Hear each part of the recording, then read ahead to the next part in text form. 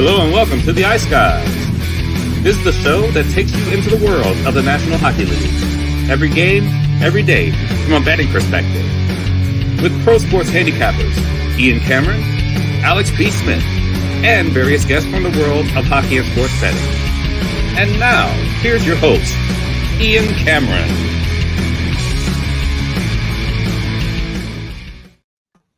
Welcome to the Ice Guys, Wednesday, January 31st, presented by Boston Hemp Inc. They are doing the sponsorship of the show today since we have no show on Friday. Ian Cameron, Alex B. Smith with you, ready to break down this Wednesday NHL card, the final day before the All-Star break, and we have 3 games on tap.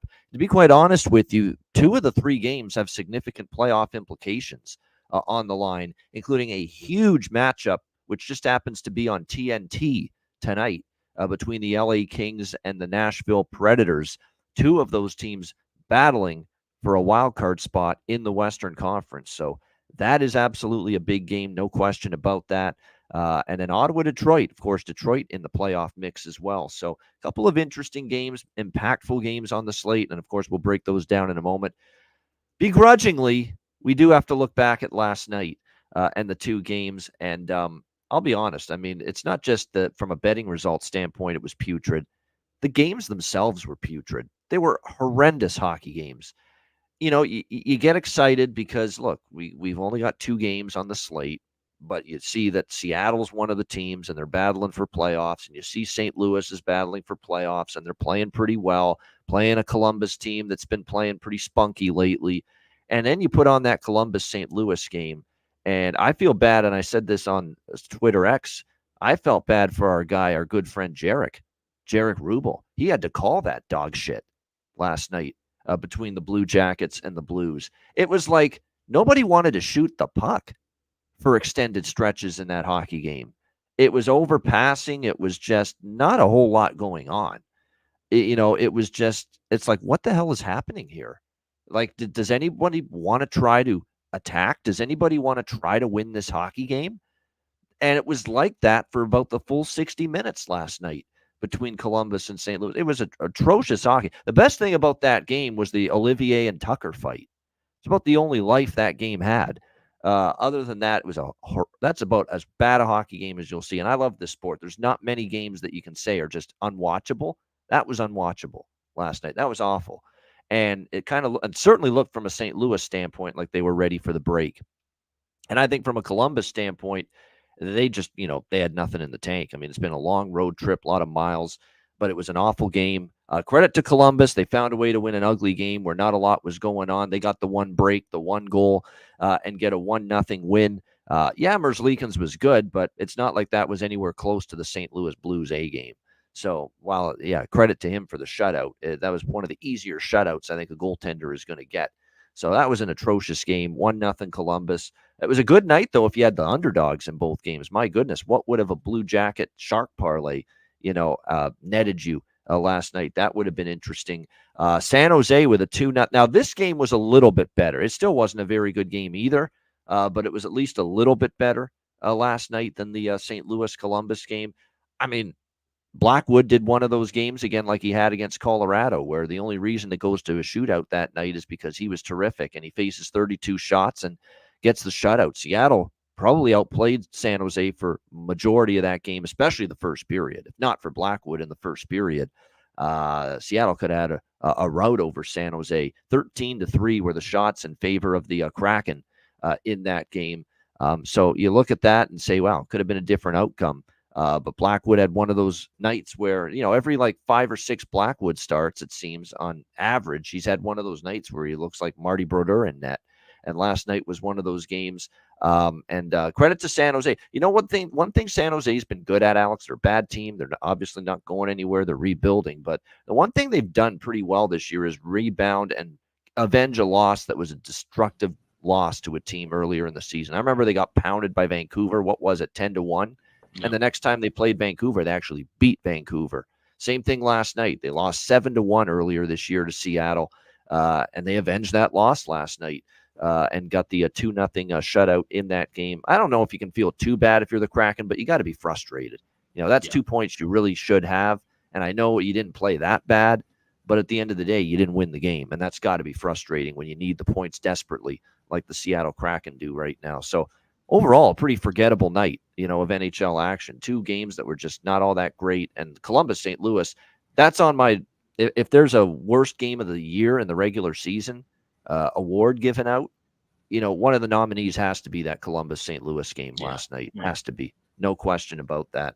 And yeah, dreadful night from a betting standpoint. However, just when you think the night's a complete and utter loss, Jan Ruda strikes and scores into the empty net for the San Jose Sharks. Just turns around, whips it from behind his own goal line, all the way the length of the ice into the empty net, and plus 1,600, which I did sprinkle on with Jan Ruda cashes in. That was the only wins for me last night, was a Jan Ruda goal prop at 16-1 for San Jose, and we got Voronkov a goal prop cashed in the Columbus game, the only goal, of course, of that game.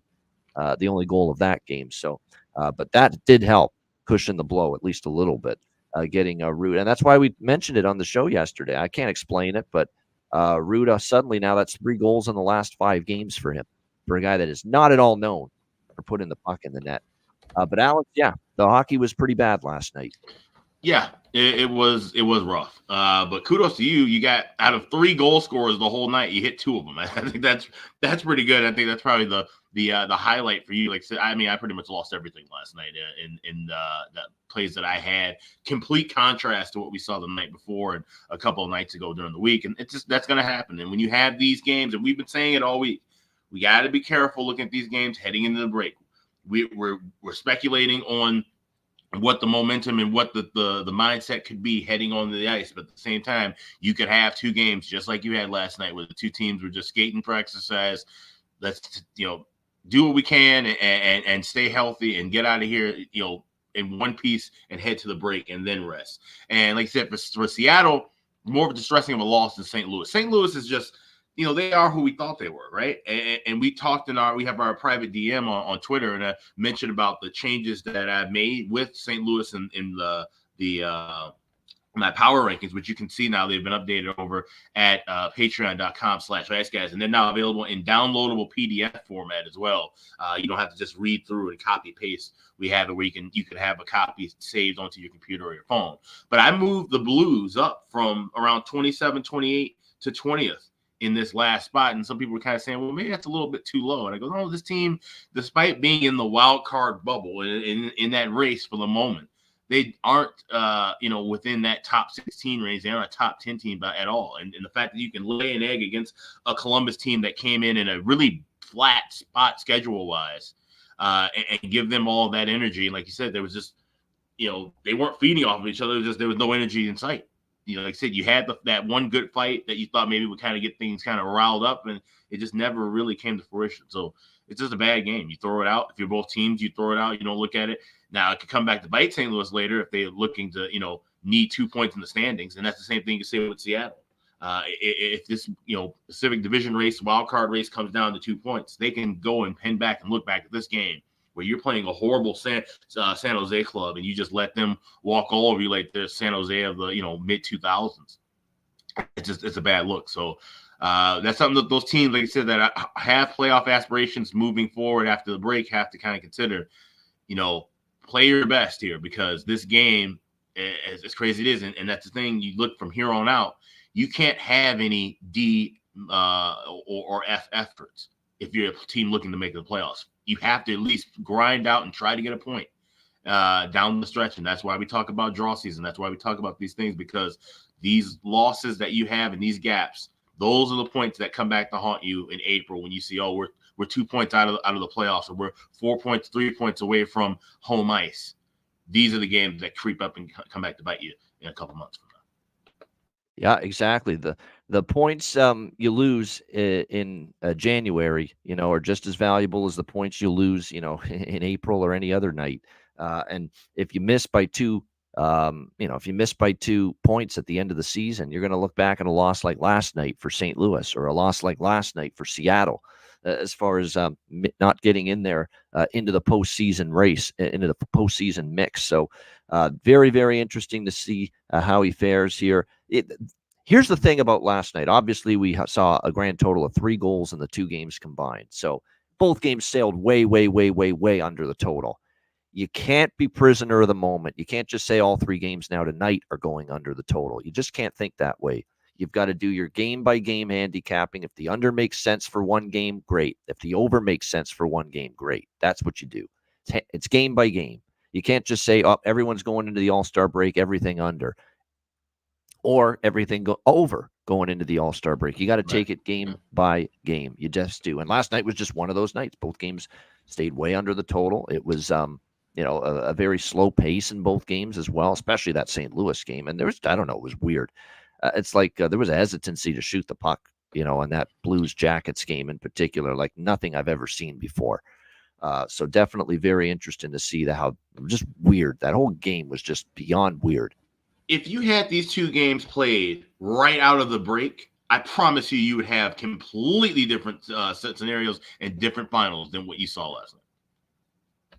No doubt. Because we kind of think after long breaks, and we'll get to this when we talk Monday, Tuesday next week when we get back with you after the break, there really could be some pond hockey there coming out of the All-Star break and goals be sloppy. I will say this, though, when it comes to unders, and even I am going to tighten the belt as far as being a little more selective with overs once we get into post-trade deadline, March, April. You are going to see things tighten up. Teams are really going to look to tighten up, play better D. The points become more valuable.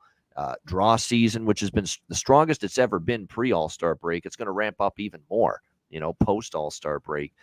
So unders will probably start to cash in and come in more, especially after the trade deadline, late February, and the draws, which, look, it's already been, I think, a record-setting season, or it feels that way when it comes to draws in the NHL. It's probably only going to get amplified once we get after the All-Star break, but especially the trade deadline, and everyone's got their set rosters in place for the playoff push. I actually think the draw quotient could even go up further from now to what it's going to be after the trade deadline. We've seen this year after year, and this year we could see a giant boom in draws and just in close games, one-score games. I wouldn't advise anybody to lay a puck line between mid-February, so let's say Valentine's Day, till about a week after the trade deadline. Because here's the thing, the reason why unders look so good as well. You have guys who know they're going to get moved, okay? So, yes, those guys, we might see a little bump in their scoring output, and that's something to look at in bargain bin and player prop values because they're showcasing themselves to be moved to a different team, to a playoff contender. You also have situations where you're having a lot of movement. Let's say teams that are getting guys back off of injured reserve on top of making trades. Now you have lineups that are being shaken up. So now you have inconsistency amongst 2 or 3 forward groups, or maybe 1 or 2 defensive pairings, or you're flopping around with goaltenders. You call up a guy because you moved the guy, and now you brought in another guy, and now the call up who was starting the other night is not a backup, and now maybe he's got to go back to the AHL. All kinds of crazy shit happens with rosters. And that kind of uncertainty can lead to just inconsistent play, guys not, being familiar with one another, and that can lead to lower scoring. So unders will definitely be a good look. Draw season will be in furious pace, I believe. The 2-2, 3-3 correct scores will be your friend moving forward. Something, like I said, just throw a few bucks in pocket when you have some of those draws and even maximize more value out of those, because we're not going to see those 350s and 400s floating around. If we start seeing more and more overtimes, we're going to have to make some tough decisions on what prices we're jumping in and jumping out of, especially if we start talking about going below the plus 300 threshold. So there's a lot that we got to look for in the second half regarding draw season, regarding this pace of play. It may not be the case right out of the break, but once we get closer toward that deadline and start seeing a lot of roster movement, that's something to keep in mind. And that's the concern, too, is that we might get to a point where, let's say it's an 8-game NHL, 10-game NHL card. I'm on 6 draws, and I only hit 2 of the 6 draws. Right now, that's enough to be profitable. Right. That may not be the case in a month or 2 from now, because the prices are going to get shorter. You might only get a 250. I'm worried. We're going to see the day that the mean average price of a draw gets down to like 250 or 275, and we don't see every draw is 300 or more like we do right now. And that's where the handicapping is going to have to come into play. We can't just blindly, spray the board and grab a bunch of draws. Now we got to be more selective. Now we got to really look into the criteria that builds draw season. which that's fine. That's what we're here to do. So, but it's something to definitely keep note. Yeah, the days of blind betting everything, to a draw may come to a bit of a slight halt depending on if the prices adjust in a wild variance. No doubt. So that's definitely, we're going to keep monitoring this. And if we get a lot of more overtime shootout games, as we think we will maybe a little bit post All-Star break, but especially post trade deadline, when that's really the sign when it's full bore now, 1 month left in the regular season. And the games become just vital.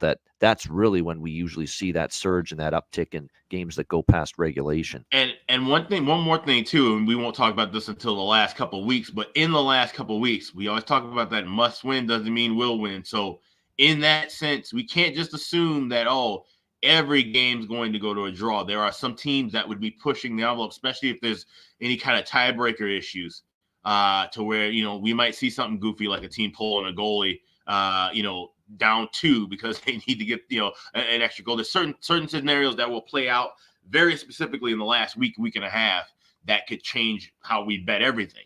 So that, like I said, there's a lot more extra work we have to do in the second half compared to the first half. First half's pretty cut and dry. We're looking at our certain angles, our certain trends, and our certain patterns, and then we bet on them. But we have to kind of be a little bit more creative and work a little harder in the second half with some of these things.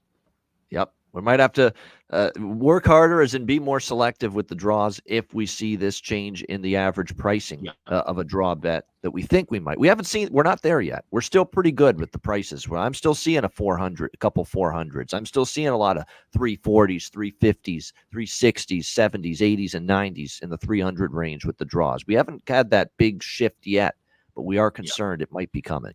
The best thing that could happen would be we see a ton of high-scoring overs right out of the break. And a lot of games that end 6-4, 7-4, 6-3. If we can get that, if we can kind of maybe hopefully see a lot of blowout finishes and not so many draws right out of the break, that would be very helpful for us in the long run, because then the books won't make such a crazy adjustment right away. They can still sit on those 350s and 400s maybe a few weeks longer. Yeah, exactly. No question. So something to monitor definitely coming out of the All-Star break, and certainly when the trade deadline approaches. All right, we got a trifecta in the NHL to wrap up the pre-All-Star break schedule tonight. We begin in the Motor City, Ottawa Senators, Detroit Red Wings. We've got minus 115, Detroit home favorites, 7 the total right now, shaded to the under in this game.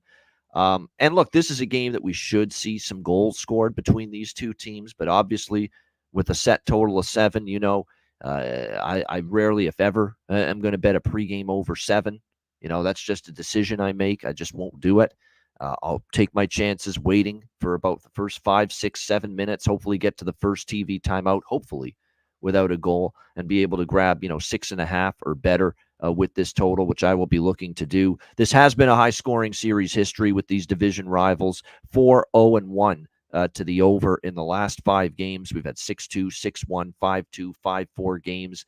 The last one that was a push on the 6 ended up at 5-1 in favor of Ottawa. And that last game in Detroit with that 5-1 Ottawa win, that was that crazy game where Larkin gets, hammered, of course, and then you end up seeing, the cross-check, of course, by Perron, which was just insane, to Zub, who had nothing to do with the incident on Larkin. That was that weird incident that night.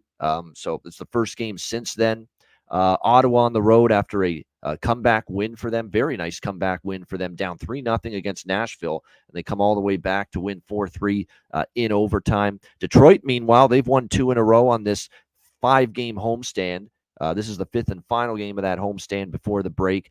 They are currently 3-1 on the homestand, beating Tampa, beating Philadelphia, beating Vegas, and nearly beating Dallas. They lost 5-4 where they had a bad second period, but they played well in the first. They definitely played well. They actually were better in 2 of the 3 periods against Dallas that night, but they were just so awful in the second period that it was enough to lose them the game against the Dallas Stars. So they're that close to being 4-0 on this homestand.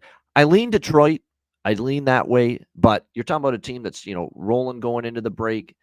Sometimes the team that's rolling going into the break is not the team you want to be backing. in that final game before the break. Look at St. Louis last night. It was rolling going into the break, and about as bad a game as you'll see them play. Just totally lifeless. I'm not saying Detroit will be that way, but it's the concern I have about laying minus 115. And I'm not betting Ottawa in this price range, minus 105 against what's clearly, in my opinion, the better team. Maybe the one thing that will incentivize Alex Detroit tonight is the 5-1 loss the last time they played Ottawa in this building.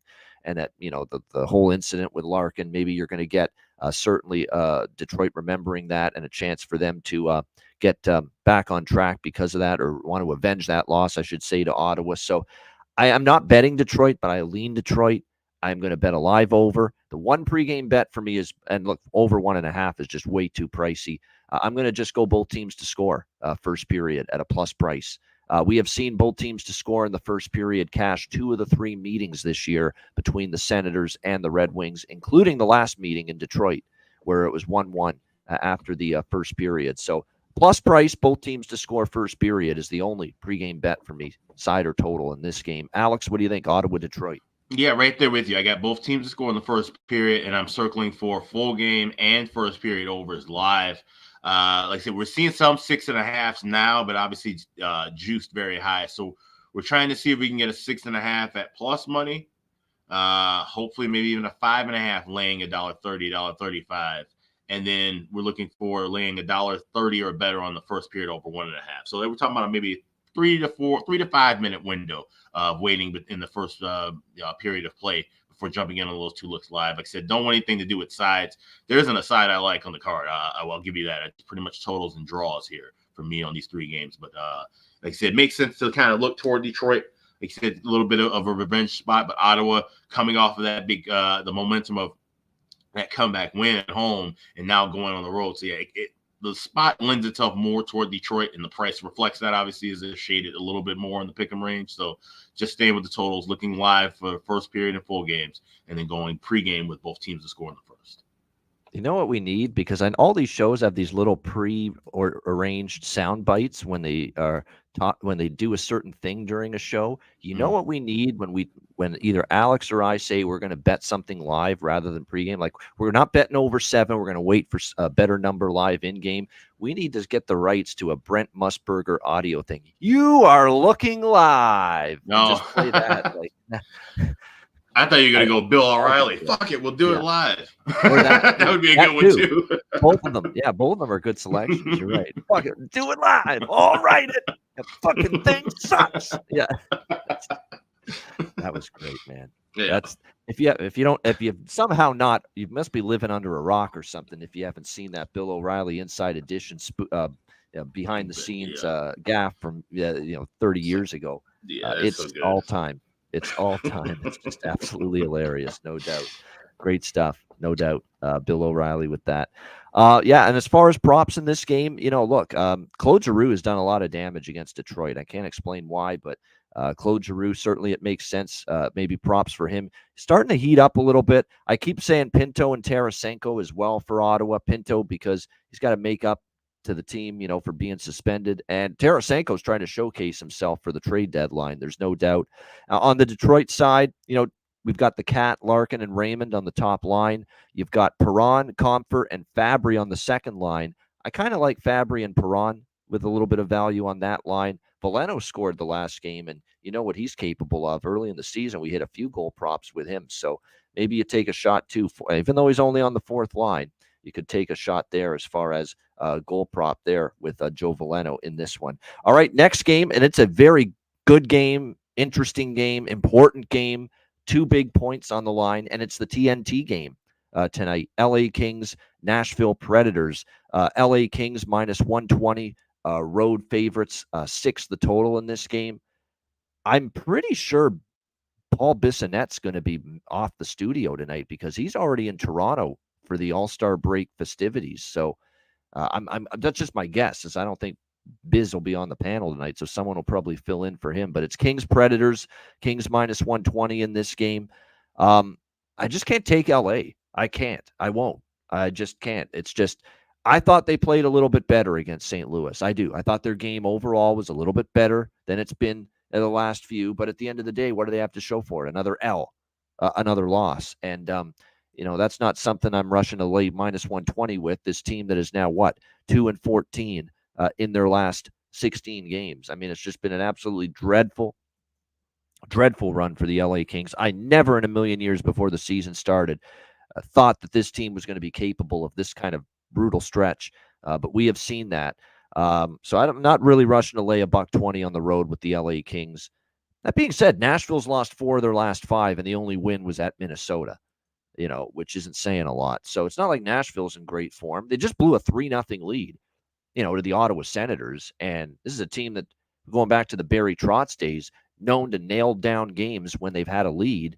And we haven't always seen that here for Nashville. And certainly we didn't see it Monday night when they lost to the Ottawa Senators after being up three spot in that game. So I don't think Nashville, by any stretch of the imagination, is a foregone conclusion that they will be victorious tonight, even against an LA team that is struggling mightily right now. So it's really two sides I really don't want here. I don't want LA, certainly laying a price. I don't want LA. So I'm not trustworthy enough of Nashville either to take them. I like the draw here. Very simple in this game. I mean, you look at the Kings, even in the losses have been mounting. Very few of them they've been blown out. They lose 2-1 to Nashville, 5-3 to Buffalo, 4-3 in overtime to San Jose and St. Louis. 2 of their last 4 games have gone past regulation. We saw Nashville go to overtime against Ottawa. 2 of the last 4 meetings with the Kings and the Predators have gone to a shootout. And the last meeting earlier this year, which was just a few weeks ago, it was Alex's biggest bet of the year, taking Nashville at a plus price against LA in LA. LA coming off that long road trip, and Nashville got the 2-1 win, but it was that close to go into overtime, and probably would have gone to overtime if Roman Josi doesn't make the play of the game, batting the puck out of midair when it looked like that puck was careening toward going in the net. Because I don't think Talbot was going to get to that puck, and I think it was about to be 2-2 in that game. But Roman Josi saved the day for the Nashville Predators and preserved that 2-1 win. So that game just a couple weeks ago between the Kings and Predators in LA was this close to going to overtime. So I think we have a real draw potential here with the Kings and the Predators in this game. The total is interesting because you look at last meeting, it was 2-1. The meeting before that in LA, it was 2-1. The last 2 in Nashville, though, have gone over with these 2 teams, though. We saw a 5-3 and we saw a 4-3. And if you look at LA defensively right now, do you want to be betting over unders with them? I don't really think so. I mean, they've given up 4 goals or more in 4 straight games. This team's given up 18 goals in their last 4 games combined. Now, that's not a team I'm betting under the total right now, given that struggle. And look, they have basically said that Talbot, we're giving him a rest, okay? He's played a lot of hockey for us. He has not been good lately. We're giving him these last couple games before the All-Star break off to recharge his batteries. And so they went with David Riddick against St. Louis, but it's not like David Riddick is shutting the door, and it's not like David Riddick is someone you have the utmost confidence in either. And it is going to be David Riddick here in net for this game tonight for the Kings. UC Saros projected. I would assume it's going to be UC Saros' final game before the break, but it hasn't been confirmed yet. So maybe this is a situation, especially when they blew the lead last night against Ottawa on Monday night with Saros and net, that maybe Andrew Brunette just decides, you know what, he's played a lot of hockey for us. Let's give Kevin Lankinen the start tonight for the Predators. So still up in the air. I like the draw in this game more than anything else. I'm just taking a look here to see. I'm seeing at the score bet over 5.5 minus 130. Bet 99 has over 5.5 minus 130, and FanDuel is over 5.5 minus 140. Minus 140 is a little chalky, but at minus 130, I'll grab the half goal difference and take over 5.5 in this game with the Kings and the Predators. Alex, what do you think here? LA, Nashville. So, yeah, a couple of days ago, I actually bet 2 things small. I bet the draw. I got plus 360, which that's still the same price. And then I bet over 6 minus $1.05. Now that I'm seeing all of these over 5.5s, I'll wait and grab some of that as well in game. And I'm going to take a little sprinkle with first period over because I'm seeing a 118 at FanDuel. So that's a fairly cheap enough price for me to get down in. I think we're going to see a completely different pace from what we saw with LA Nashville in the last time. You see, that was a 2-1 game, very tight. Probably should have gone to overtime, truth be told. Thankful that it didn't. But with this one, like I said, LA needing they need some kind of change desperately of any team that's going to the break. I understand that they could just kind of maybe lay an egg here. If they were at home, I would probably not look at this game at all. But them being on the road, like you said, the history of these two teams in Nashville has been higher scoring. I think we see goals going both ways. So I like the draw. I like the over in game. I grabbed the 6 already, but I would advise everyone to wait and grab a 5.5 now, or even look at that 5.5 and try to grab it at a better price in game. A little sprinkle on the first period over as well. Like I said, I think that we could just see the pace be a lot more frenetic in this matchup than it was with these last two teams. And even with Nashville, we saw how they got off to the hot start against Ottawa, and then they let things kind of fall apart. So I think the draw is definitely the way to go here in this contest. Draw City here. Hopefully draw season continues here. Yeah, Cody Glass replace. I know. I love that. That was Kristen that suggested that. That was a great suggestion, no doubt with that. He is on the third line. I don't know if I like props for him tonight. We'll see. But, for me, as far as props go, we've talked about this. He's cooled off a little bit lately, but you still get better odds with Nyquist compared to O'Reilly and compared to Forsberg for Nashville. Gurionov recently moved up to the second line for Nashville. I think he's worth a look. I think Sisson's probably worth a look. Colton Sissons for Nashville has 4 points in the last 6 games, scored a couple games ago against Edmonton as well. So he might be worth a look. For LA, there's a clear standout, as far as player props tonight in this game. Alex Laferriere, who has been moved up to the top line the last couple of games with Quentin Byfield ill. But Quentin Byfield's back, and he will not get his top-line spot back. Byfield is going to be down on the third line with the struggling Pierre-Luc Dubois and Jared Anderson-Dolan. It looks like Todd McClellan is opting to leave Laferriere on the top line with Kopitar and Kempe for the LA Kings. So I think Laferriere definitely has great value as far as props go. I'm with you there, Matt, as far as Alex Laferriere point, but the problem is nobody's offering a point prop on Alex Laferriere. Nobody. Go and look. I looked high and low, and BetStamp will always list when point props are available, and there isn't one, unfortunately, for him. Only goal prop, but plus 480 at FanDuel for Alex Laferriere to score a goal for a guy on the top line. That definitely is great value tonight, playing with Kopitar and Kempe on that top line. So, yeah, that's the disheartening part. We're looking for point props because he's been an assist magnet lately, Laferriere. He's actually collected, I think, an assist in 3 straight games or 3 of the last 4 games. So I'm interested definitely in the point prop, the assist prop specifically, but haven't seen it. Haven't seen it posted anywhere yet, which is unfortunate. I said this, I think, to someone the other day, and I'll say it again. We need to get goal props and assist props posted at every book for everybody that's playing in the damn game. Okay, we're at that point. Let's see it. Yep. I don't care if it's a number 1 defenseman or the 6th defenseman. I don't care if it's a top line player or a 4th line player. It's time we get goal props, assist props, and point props posted and readily available for everyone. It's time, I think. But I don't know. They're just reluctant to do that. A lot of the times, you're only going to get the goal and assist props for the consistent top 6 forwards and maybe 1 or 2 of the third line. That's it. And that's the way it's usually been. And it's because the books are scared. I mean, they don't know about these lineups and these changes. Even if you had 3 interns at every sports book in the world sitting there looking at left wing lock and daily faceoff like we do, but you still, at the end of the day, posting those lines and making those changes. I mean, hell, the fact that we're even think of the prices that we're getting throughout the board constantly in this first half. And this is something that I've been paying attention to more now than ever because I've been getting into player props because of you and with the bargain bin and different things. It's something a market I hadn't looked at 2-3 years ago. But we're seeing, all of these variances in prices, and the books probably don't even have a model for that. They don't have a model for, a third line guy, but he's also on the power play, or a second line guy, he's on the power play. They can't quantify that with time and how a guy's being used. You have to sit there and kind of watch that, and you have to look at some advanced numbers on that. And we know the books aren't doing that. Okay, they just now caught up to a lot of things in the last 5 years, so they're not going to put themselves out. That's why I give kudos to FanDuel, because that's a book that will put majority of their lineups out. And especially if a guy gets called up or a rookie makes a debut, they will not hesitate to at least put a goal prop up, if nothing else. Now, assists and power play points and those things, those get a little more creative, and you had to put a little more time into those. But the books aren't going to just show their hand and start putting numbers up on everybody, because they know they'll start getting crushed if a third or fourth line guy on the NHL lineup, and that's the guy who's the leading scorer in the AHL, or a 12-game goal streak in the AHL and gets called up, and then all of a sudden they get burned with a plus 800 or 1,000. So that's the reason why we're probably not going to see any increase in the number of players for some books. Some books are just always going to stay with top players. No question. There were a couple things earlier in the show I wanted to bring up. Damon Williams, I did want to salute him.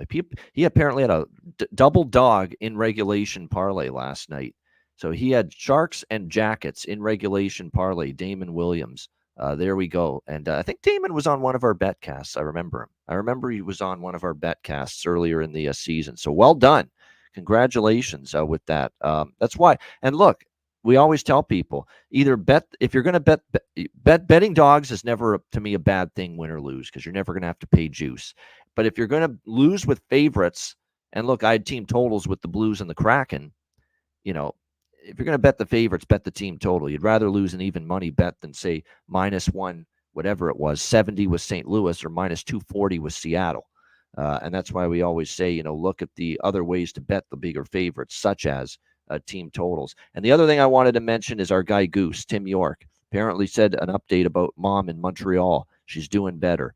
So we love hearing that, Goose. Great stuff. And we hope she's on the mend and wonderful news. On her way back to full health. Wonderful news. Absolutely right. We wish her well. All right, let's get to the last game on this Wednesday slate. San Jose and Anaheim. So back-to-back for the Sharks going into the All-Star break. Anaheim -180. Home favorites in this game. The total 6 pretty much across the board.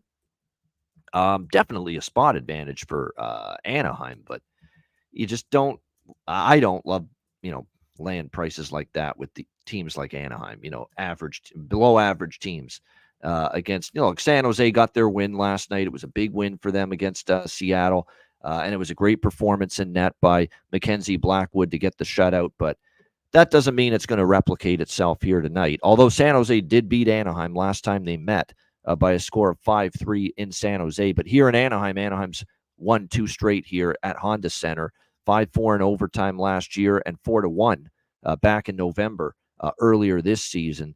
And, of course, they've got the rest advantage. It looks like Anaheim, though, still banged up. Zegras and Minchikov and Alex Killorn and Max Jones, they're all on IR. So they're still a bit shorthanded. Of course, the main absence right now for San Jose is Tomas Hertl. He did not play last night, although he hasn't been totally ruled out tonight. It's just a minor day-to-day lower body injury. So there is a chance Hertl returns for San Jose. You notice I didn't mention Michael Granlund because I know he's on IR. But at the same time, I definitely don't think he's, he wasn't good at all with Pittsburgh. I don't think of him as a impact injury absence necessarily for the San Jose Sharks. So we'll see how this one plays out. But obviously, we saw 2 meetings earlier this year. The home team won each game. I don't know. I haven't bet it yet. I lean Ducks team total over, full game over. Well, if I were to bet something in this game, but I don't know if I can trust fully this Anaheim team defensively right now. I know against Minnesota, they had that big win, 3-2 to end the road trip. And they somehow they held the Minnesota Wild to just 2 goals. They played pretty good defensive hockey. I thought Lucas Dostal was excellent, 35 saves on 37 shots. But it will be John Gibson tonight in net, the veteran for Anaheim. And I can't say he's been that great all of a sudden of late. You look at his January numbers. He gave up 3 to Winnipeg, 5 to Carolina, 4 to Florida, 4 to San Jose, 4 to Dallas in his last game. So he's given up 3+ majority of his January starts. So trending in a bit of a down direction right now is John Gibson at the moment. So I'd probably prefer the full game over rather than the Ducks team total over by itself. What do you think here in this one, Alex? San Jose, Anaheim. I kept it simple. I went with the draw. Highest price available is +370 at FanDuel. 5 of the last 10 meetings have gone past regulation. I could see this one being, like I said, kind of an up and down battle, but at the same time, I can see where it maybe kind of gets a little tight late. And we see this one go to OT. Keep in mind, like I said, we only saw 3 goals yesterday, and the pace definitely dictated worth having a bet on the draw in both of those games. And that's the thing that we might see. Even if we do see more scoring here, we could see the pace of play that would reflect a close enough contest to quantify the draw here. So at 370 and with a decent series history, this is the only play I have here. Draw on Sharks and Ducks. Draw it is for Alex here with San Jose and Anaheim. Now, obviously, with Blackwood in last night, pretty sure it'll be Kokkonen tonight for San Jose, although that has not been confirmed as of yet. But I definitely would expect Kokkonen here to be in between the pipes. I think and because we hit, I think all goalies are confirmed from what I'm seeing. Yeah.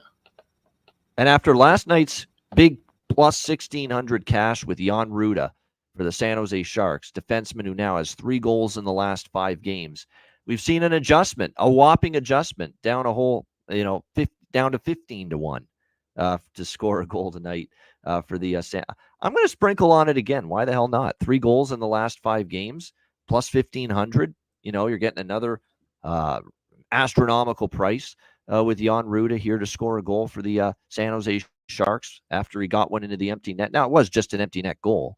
It wasn't like a standard goal, but still, I mean, he found his way to put one in. So I'm definitely interested in that. There is one interesting lineup change here for Anaheim. Adam Henrique's actually been very good of late for this team. I would look at props for him. He's on a 5-game point streak, 8 points in the last 5 games, 4 goals in the last 5 games as well. For the veteran, Adam Henrique, he's been absolutely outstanding. Benoit Olivier Groux is a young 23-year-old center. He's gone from being a healthy scratch to the second-line center here for Anaheim in their last game against Minnesota. And he ended up playing well. Not only did he, play well, Anaheim won the game 3-2 at Minnesota. He got an assist on one of the 3 Anaheim goals. So maybe you look in that direction too. A little value there. Benoit Olivier Groux. Now, again, there's no assist prop. There's only goal prop, which is frustrating. But he's centering the second line. The goal prop is plus 530. Not a bad price here for him. And he looked very good. You're right. Vetrano and McTavish, I'm staying away, JT. Ice cold right now, both of them. Or at least not so much McTavish, but Vetrano really has cooled off. So I would look at Henrique, and I would take a shot with Benoit Olivier Groux if I'm looking at Anaheim props. For San Jose, the only one that really interests me is Ruda, just because, look, this is 3 in the last 5, and he's plus 1,500 in this game tonight. All right, great stuff. Shout out to everyone in the chat. Hit the like button. 162 live viewers on YouTube. And a reminder, this is important now. This is a great time to sign up at patreon.com/Ice Guys. Just $10 per month. We are rolling out 2 bonus videos, 2 bonus video content pieces for all of our Patreon members during the course of the All-Star break. We're going to have one of them at the end of the week, which will be home goal songs, and we'll have one as well later in the weekend for the jerseys. We're going to have a discussion about our favorite and our worst jerseys around the NHL. It'll be fun discussion. Patreon.com/Ice Guys. We're going to be opening up, ideas for content and, Q&A. We're going to have one of those again very soon as well. A bonus video piece with Q&A. So submit your questions. For those of you that are on Patreon, you'll get that. Of course, our daily sides, totals, and player props all season long posted on the page. Goalie charts, totals charts, and more. And, of course, our Patreon exclusive betcasts. And we're having 2 of those, 2 Patreon exclusive betcasts coming up in the month of February. You definitely don't want to miss those. So great time to sign up. It's only $10 per month for all this great content, and the $10 per month help keep this show going long term. So that's patreon.com/Ice Guys, just $10 per month. And also the store, get your gear, get your merch at iceguys.myspreadshop.com. Yeah, just kind of want to go back quickly, talk about with the Patreon. And like Ian mentioned, we are going to be doing a Q&A segment that will be recorded, and that video will be Patreon exclusive probably later on in the month of February. But we will have the prompt about an hour or so from now. I will have that posted up where you can that tag, it will be tagged and it'll be pinned at the top of the page. You can put in any of your questions you want, and we will get to them and answer them on that episode when we tape it. So coming up in about a week or so, and then within the next 2 weeks, that should be airing on Patreon. So definitely want to jump in, sign up, and leave whatever your questions you have about hockey, about betting, about whatever. We will go through them. And of course, the Ice Guys store, iceguys.myspreadshop.com. Tomorrow we'll have a brand new special on the site. I'm not sure what it is. I just know we just got an email from there. So check out iceguys.myspreadshop.com during the break. Shop around, see what the special is, and make sure to fill your cart up and get all that merch sent to you. Be ready for the second half. Draw season's here. Definitely want to grab a hoodie for one of those. Grab a T-shirt as the weather's starting to get a little warmer. We have all of it at iceguys.myspreadshop.com. I always start thinking, too, at February the 1st that, hey, the warm weather is on the way for those of you in Canada and the northern part of the U.S. And then I realize that most years now we get into late April and you're still wearing a big, heavy jacket, and it still hasn't warmed up to the level you want. I'm hoping that's not the case this year, but this is usually the time of year. The warm weather is right around the corner, and sometimes you still got to wait another 3 months for it. So, but we're hopeful. We're hopeful. And one last thing, of course, we made the announcement yesterday, our Ice Guys Super Bowl weekend, Super Saturday NHL live betcast, Saturday, February the 10th, 6 p.m. Eastern. This is a public one, okay? Free to everybody. It's publicly available to everyone. This is not a Patreon exclusive betcast, this one. This is the Super Bowl weekend, Super Saturday NHL live betcast, Saturday, February 10th, 6 p.m. Eastern. And the 6 p.m. Eastern game, that's why we're on at 6 Eastern, not 7 Eastern, Colorado, Florida. That's a hell of a hockey game right there to get the night started. So Avs, Panthers, always fun to watch the Panthers. 6 p.m. Eastern, Saturday, February the 10th. Again, DM or email either Alex or I if you want to join us on the betcast, and we will definitely send you the StreamYard link for the betcast before it begins. So again, Super Bowl weekend, Saturday, February 10th, 6 p.m. Eastern, our Ice Guys Super Saturday NHL live betcast available to everyone.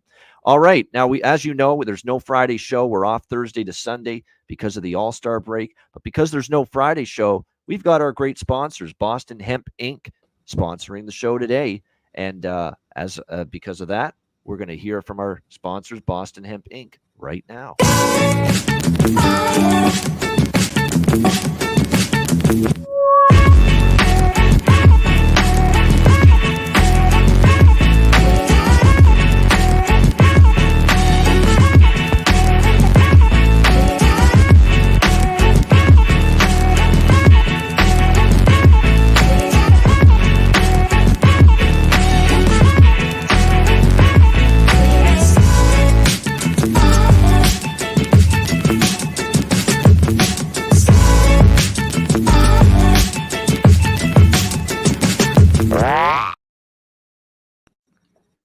And that makes you want to get your groove on, too. No question about it. Check out the quality products, Boston Hemp Inc. today, and use promo code ICEGUYS to save 20% off all orders at bostonhempinc.com. Shout out to Boston Hemp Inc. And the big news, too, today, I don't know if we've actually made the official announcement yet, which we should have done earlier, is that they are going to be the everyday sponsor of this show starting on Monday. So, and they're a great partner to work with. Great products. Boston Hemp Inc., sponsor of the Ice Guys show every day moving forward, starting on Monday following the All-Star break. We'll still have Beantown Fridays, and they will also sponsor our betcasts moving forward as well. So great news, and great to be working alongside a great company like Boston Hemp Inc. Yeah, absolutely. I mean, small businesses helping out small businesses. It's a beautiful thing. And we want to thank Boston Hemp, Kevin, and all the guys over there.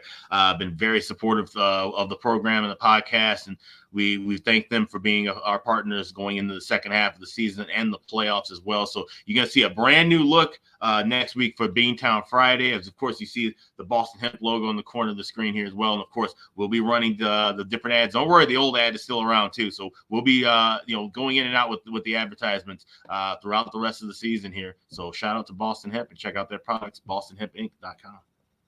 Absolutely. Great to have them on board. Official sponsor of the Ice Guys NHL Hockey, a betting show. All right, bargain bin special of the night. One final time before the All-Star break. 3 games, Alex. Did you find anything in the bargain bin? Yes, I did, and it's an old friend of the bargain bin, and that great contest, LA Nashville. Definitely looking forward to seeing that on TNT tonight. We're going with Drew Doughty plus 490 anytime goal. I mean, this guy, he's made it known he's not happy about what's going on in Hollywood right now and in that locker room, and he's been the guy to kind of step up and get it done. We saw him get a goal a couple nights ago. Still seeing a great number for him. So Drew Doughty, one of the leaders on the LA Kings, I think he's going to be able to chip in on the score sheet tonight with a goal. Plus 490. That's available at BetMGM. That is my bargain bin special, the last one of the first half. All right, there it is. Drew Doughty, Los Angeles Kings, for Alex B. Smith with his final bargain bin special of the night selection prior to the All-Star break, and you can get that as high as plus 490 at BetMGM. My bargain bin special of the night is not only from the same game, it's for the same team, the Los Angeles Kings, and I mentioned it earlier in the show. He's playing on the top line with Adrian Kempe and Anze Kopitar. Hasn't scored yet since he's been there with them, but maybe tonight's the night. Plus 430 at FanDuel with Alex Laferriere of the Los Angeles Kings for my bargain bin special of the night. Top line for the LA Kings playing alongside Kopitar and Kempe. Plus 430, Alex Laferriere, LA Kings for my bargain bin special of the night. All right, our final best bet pre-All-Star break. Alex, what do you like for best bet? Yeah, well, it's the greatest lineup to head into the break, of course, as we're winding down with these games. But I'm going to go with Kings and Nashville, the draw, plus 360 at FanDuel. Like I said, it's going to be a fun contest. Should be a good back and forth battle. Both teams needing points. Both teams needing, some good momentum heading into the break. Certainly with LA. So I think it's going to be a tight one. I think it's going to take a little longer than 60. So give me Kings, Preds, draw plus 360. My last best bet of the first half. All right, there it is. Like in the draw, Kings and Predators for Alex B. Smith with his final best bet before the All-Star break. My best bet. I believe I used this type of bet for the best bet Monday involving this same team, and it fell just short. We got one team to get the job done for us, but the other didn't. I remember Monday night I used Nashville, Ottawa, first period, both teams to score. It didn't hit that night, but I'm going to go back to the well with it here for Detroit and Ottawa tonight. Both teams to score, first period, plus 140 at FanDuel. 2 of the 3 meetings we've seen both teams find the back of the net in the first 20 minutes, including the most recent head-to-head between the Senators and the Red Wings in Detroit back in December. That game was 1-1 after the first period. So let's go with that here for best bet. Final one before the break. Ottawa, Detroit, both teams to score, plus 140, first period for my best bet here for this Wednesday NHL card. That is a wrap, and that is our final show before the All-Star break. Again, we will be back on Monday at 2 p.m. Eastern for our first show following the All-Star break. I think when you look at this, and by the way, someone asking, what are you guys going to do? You know what I'm going to do? Other things. Rest a little bit. I'll have more time to cap basketball for those few days. Maybe some exercise because, gosh, damn it, the beer gut of mine needs it. I mean, my goodness, we're going to have all kinds of chances to do a few other things for 4 days. So that's what I'll be doing with No Ice Guys. I'm sleeping and smoking and eating. That's what I'm doing. There you go. Exactly. Trust me, we will find plenty of things to do. No question about that. Following the All-Star during the All-Star break for sure. Great stuff. And make sure you check out Jimmy Murphy's show with Pierre Maguire, the eye test. It's actually starting right now, earlier than normal, probably to accommodate their guest today, Bruce Boudreau. So I'll be tuning into that. Make sure you check that out with Jimmy and Pierre, the eye test. That's on normally Monday to Friday, 4 p.m. Eastern, but I think today's show's a little bit earlier to accommodate their guest. But make sure you check that out. For the final time, before the break, a reminder, the Ice Guys is live 7 days a week, Monday to Friday, 2 p.m. Eastern, Saturday and Sunday, noon Eastern. And if you can't watch the show live, download the Ice Guys podcast in audio form on all major podcast platforms, Google Podcasts, Apple Podcasts, Spotify, Stitcher, iHeartRadio, Amazon Music, and more. Download the Ice Guys podcast when you can't watch the show live. For Alex B. Smith, I'm Ian Cameron. Enjoy your Wednesday night. Enjoy the games and good luck. Have a great All-Star break. We sure will. And we'll be back with you on Monday after the break for our next edition of the Ice Guys.